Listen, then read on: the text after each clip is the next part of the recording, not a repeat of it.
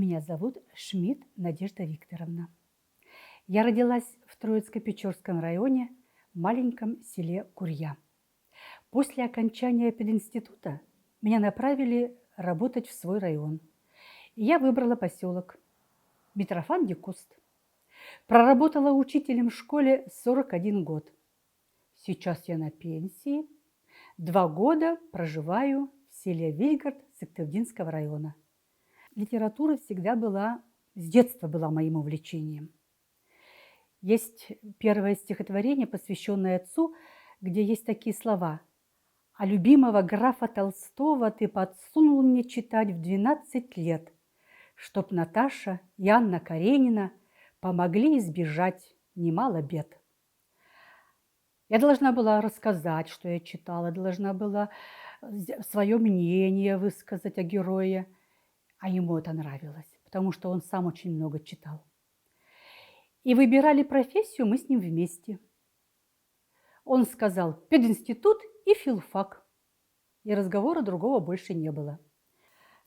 Сегодня современная поэзия – это даже, наверное, крик души человека, который другим способом не может бороться с чем-то или высказать как-то где-то, а вот именно через слово, желанием поделиться своим мнением, своими мыслями. А я перетащила сюда всю свою библиотеку. Всю разложила. Отдельно те, которые любимые, те, которые пригодятся, те, которые на настроение. Особенно сборники стихов. У меня их очень-очень много. И лучший подарок, вот в этом году мы встречались с одноклассниками, я приготовила каждому из них книгу. Вы знаете, сколько было у них радости? Они говорят: ты подпиши. Я говорю: да книга-то не моя. Но все равно на память останется. Подпиши. Обидно, что сегодняшние дети, сегодняшнее поколение мало заинтересованы литературой. Как сделать так, чтобы им было комфортно? Вот именно в поэзии, дружили с книгой. Так же дружили, как мы в детстве.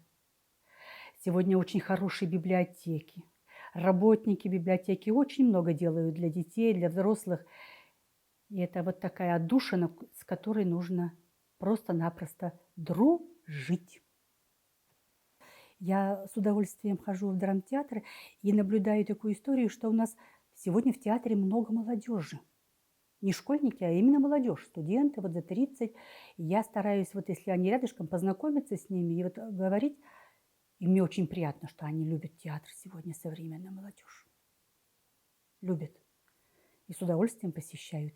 Как сделать так, чтобы и книга тоже стала? Ну, вот кто в театр ходит, те книги читают. Словами в полки можно повести вперед, а можно и глубоко в душу человека, те струнки задеть, которые еще пока там шевелятся.